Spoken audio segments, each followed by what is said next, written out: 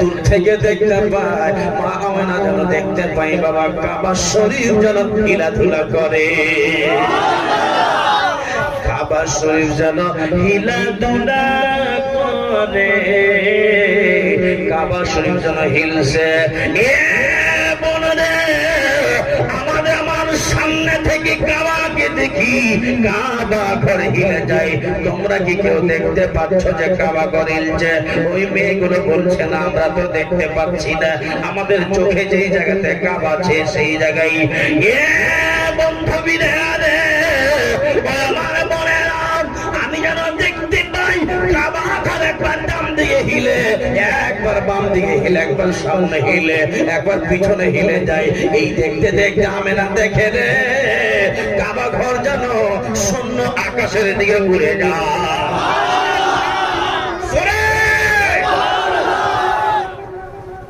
কাবা ঘর আকাশের দিকে উড়ে যায় রে।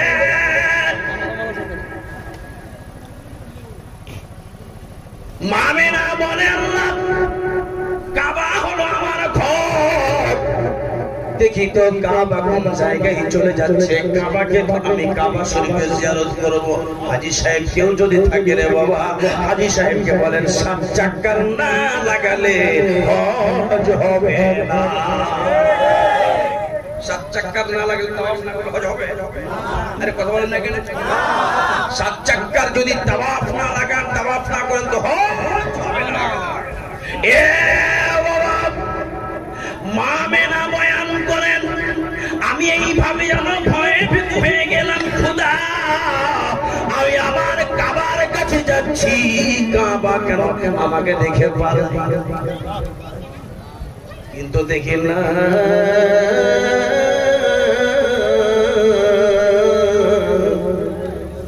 কাবা যেন আমাকে দেখে পালাই না, কাবা ঘর যেন আমার পাশে যেন চলে আসে।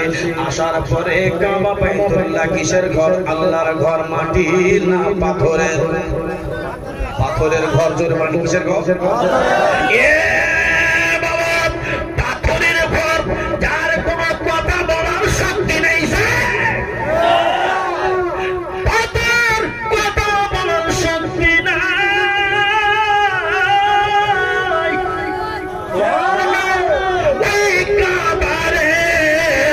আমেনার চারদিকে ঘুরতে লাগে,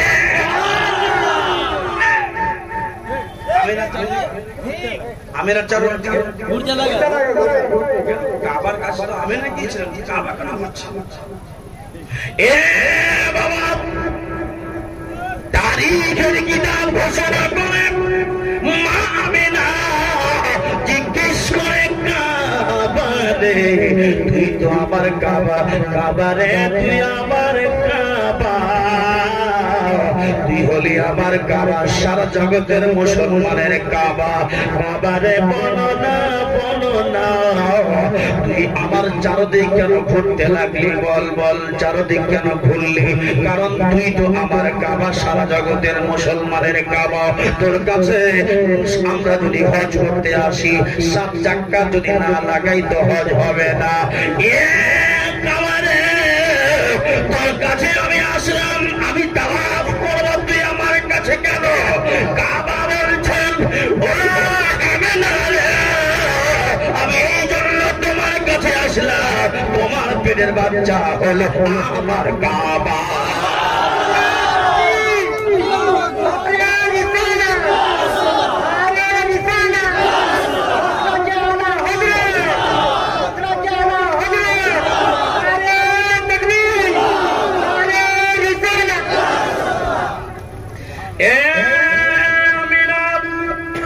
তোমার শ্বশুর মশাই যখন বাড়িতে থেকে তুমি বের হয়েছিল, তোমার শ্বশুর মশাই তোমাকে বলে ও বিটি আমেনা যাও মা যাও, কাবা শরীফ জিয়ারত করে আসো মা। আমার আল্লাহ রাব্বুল আলামিন বলছেন, কাবা বলছেন আল্লাহ কাবার জবান দিয়েছে, আল্লাহ কাবার মুখ দিয়েছে, কথা বলার শক্তি দিয়েছে নবীর ওসিলা। আল্লাহ রাব্বুল আলামিন যেন বললেন, আমার কাবা বলছেন আমেনাকে, হে আমেনা, যখন আল্লাহ রাব্বুল আলামিন আমাকে বললেন, বলে ওরে কাবা দেরি করবি না, ওরে কাবা দেরি করিস না, আমার মেহবুব আমেনার পেটে আছে রে, সম্মানের জন্য উঠে চলে যা। এ কাবা রে, তুই নিজের জায়গা ছেড়ে দে।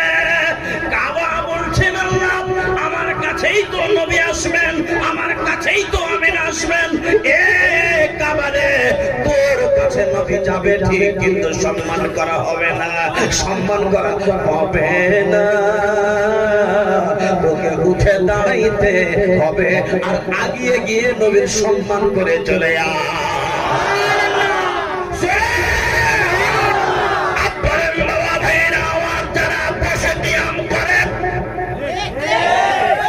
যারা বসে কিয়াম করে, বসে কি কিয়াম হবে না? আল্লাহ রাব্বুল আলামিন বলছেন, কাবারে তাড়াতাড়ি করে যা, মেহবুব চলে আসছে, তুই গিয়ে আমার নবীকে গিয়ে সম্মান করার জন্য উঠে নিজের জায়গা ছেড়ে দে।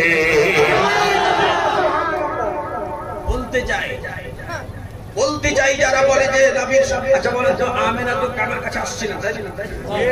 আসার পরে এখানে আসার মতো ঘুরতে পারতেন। আমি আসলাম 1500 কিলোমিটার দূর থেকে। আমি এত থেকে আসলাম, আপনারা কি মনে করলেন না হুজুর এসেছেন আমাদেরকে গুয়াহাটি কিংবা জাগিরোড হুজুরকে নিয়ে আসতে হবে? কেন আমি আসতে পারতাম না? আমি আসতে পারতাম তো, আমি এত থেকে আসলাম এইটুকু জায়গা আসতে পারতাম না। হুজুরের সম্মানের জন্য, হুজুরের সম্মানের জন্য।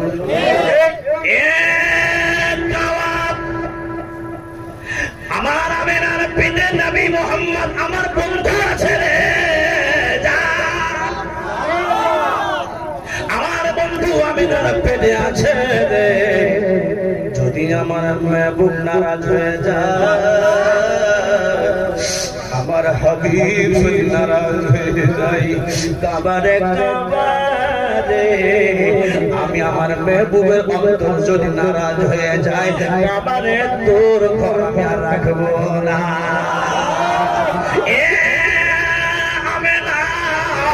আল্লাহ যখন আমাকে বলছে এ কাবা তাড়াতাড়ি করে সম্মানের জন্য যা, আমি আর দেরি করিনি, কারণ আমাকে বলেছে কাবা যদি আমার মেহবুবের সম্মান না হয়, তবে তোর সম্মানের কোনো আর আমার দরকার নাই। বলে আমি দেরি করি না, আমি নিজের জায়গা ছেড়ে আমি আমাদের নবী মুহাম্মদের কাছে চলে এসেছি।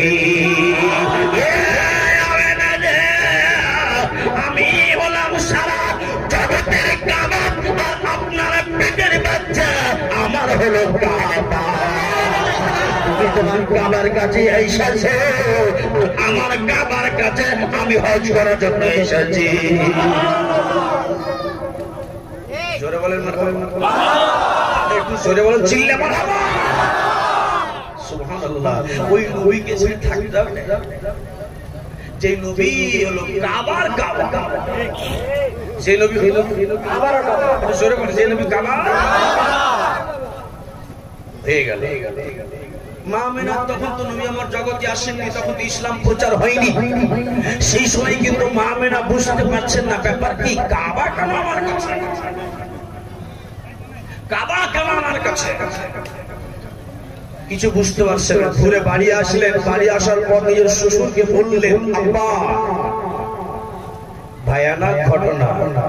এই কথা বলতে না বলতে হঠাৎ করে আমেনার শাশুড়ি বের হয়ে আসলেন, আমার নবীজির দাদি। জোরে বলেন, জোরে মারহাবা। তাও যদি জায়গা সমাজ পারেন, বুঝতে পারতেছেন, বুঝতে পারছেন তো? পিছন কাতারা আপনারা ওদিকে করে আসেন, মনে হচ্ছে বউ মরে গেছে। এই সব করবেন, এই সব করবেন। যাদের জন্য আমার নবী জিন্দা, তারা জোরে বলেন মারহাবা, আর একটু জোরে মারহাবা। আপনাদের মুহাব্বত দেখছি, আলহামদুলিল্লাহ আপনাদের মোহাম্মতকে আল্লাহ আজকে গভীর রাতে কবুল করে না আমিন। এই মুসলমান এরা তারপরে হয়েছে কি বাড়ি এসে আমিনা রাদিয়াল্লাহু তাআলা আনহা কে তার শাশুড়ি বলছে, আমার নবীজির দাদি জান বলতেছে, এ আমিনা, আরে তুমি কি তোমার শ্বশুর বলেছিল যে কাবা ঘর জিয়ারত করতে যাও, তুমি তো কাবা ঘর যাও নাই? বলে, আম্মা আমি তো কাবা শরীফ গিয়েছিলাম। আর জানেন গিয়েছিলাম তো গিয়েছিলাম, তো একটা ঘটনা হয়ে গেছে। বলে না, তোমার কথা আমি বিশ্বাস করবো না। কথাটা বুঝে আসছে? বুঝে বলবেন। আমেনা শাশুড়ি বলছে, না তোমার কথা বিশ্বাস করবো না যে তুমি কাবা গিয়েছিলে। বলে আমেনা বলছেন, মা তাহলে গিয়েছিলাম কোথায়? বলে তুই মক্কার বাজারে গিয়েছিলি ঘুরতে। কথাটা বুঝে আসছে না? তো বলছে আমেনা বলছে, আম্মা আমি গিয়েছিলাম কাবা শরীফ, একটা ঘটনা হয়ে গেছে, কাবা আমার কাছে কিচ্ছু শোনা হবে না। তুই মক্কার বাজারে গিয়ে আতর কিনতে গেছিলিস। মারহাবা মারহাবা। তুমি মক্কার বাজার গিয়েছিলা, কাবা যাও না, কাবা তুমি যাওনি, মক্কা তুমি বাজার গিয়েছিলা খুশবু আনার জন্য। বলে কিসের জন্য মা, কি দেখে বুঝলেন? বলে আমেনা তোমার শরীরে খুশবু, তোমার পায়ে খুশবু, তোমার ঘরে খুশবু কেন? বলো মক্কা যা গিয়েছিল, মক্কা যাওনি, মক্কার বাজারে গিয়েছিল। মা যে খুশবুটা আপনি আমার কাছে পাচ্ছেন, ওই মক্কার বাজারের নাম জান্নাতে। জোরে বলে কোথায়কার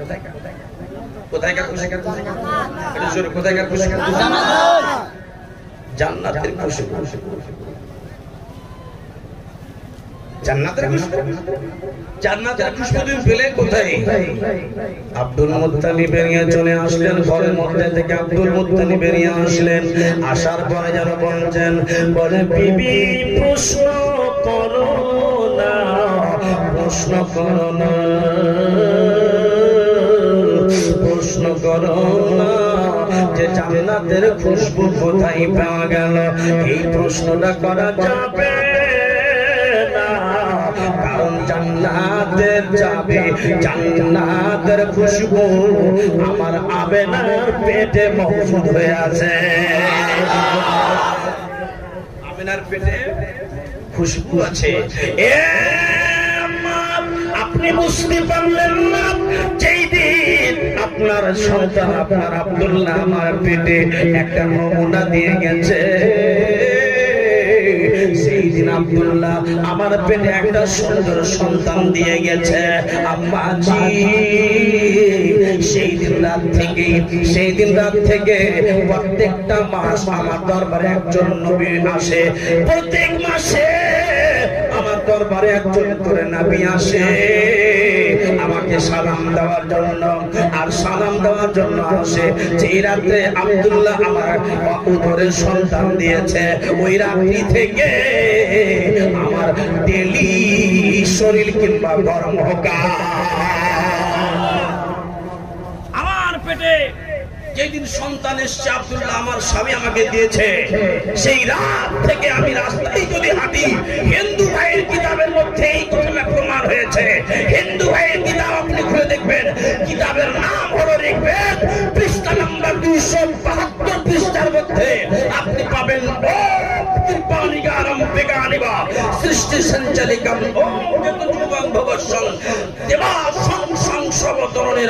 আমার হিন্দু ভাইয়ের কিতাবের মধ্যে এই কথাটা আশিকের রাসূল হয়ে, আশিকে মোহাম্মতের রাসূল হয়ে এ মুসলমান আমার তুলসীদাস কিতাবের মধ্যে তুলে ধরেছে যে जो हवा आती है मदीने से, जो हवा आती है हम गरीबों के लिए शफा लाती है।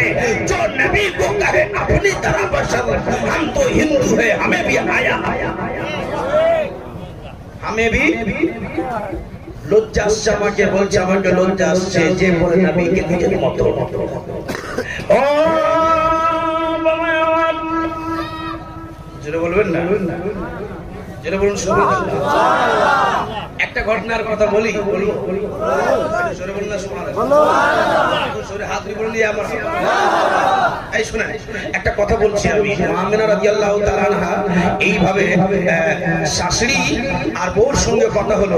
যাক, শাশুড়ি বলল, বাবারে আমার বুঝতে ভুল হয়েছে। আব্দুল মুত্তালিব কথাটাকে কমপ্লিট করে দিলেন, শেষ করে দিলেন, খতম করে দিলেন। খতম করে দেওয়ার পর এবার হয়েছে কি দেখেন, মা আমিনা রাদিয়াল্লাহু তাআলা আনহাকে বলতেছে, আব্দুল মুত্তালিব বলছে, মা তুমি চিন্তা করো না, তুমি টেনশন করো না, আমি তোমার জন্য আছি, আমি তোমার জন্য আছি। আমিনা সোনার মা, আমার কলেজার টুকরা, হাতে বালতি নিয়ে চলে যাও কুয়াতে। জোরে বলুন সুবহানাল্লাহ। এমনি করে হাতে বালতি নিয়েছে। বালতি নিয়ে মা আমিনা বর্ণনা করেন, আমি হাতে বালতি নিয়ে বালতি নিয়ে মা আমিনা রাস্তায় পা দিয়েছে।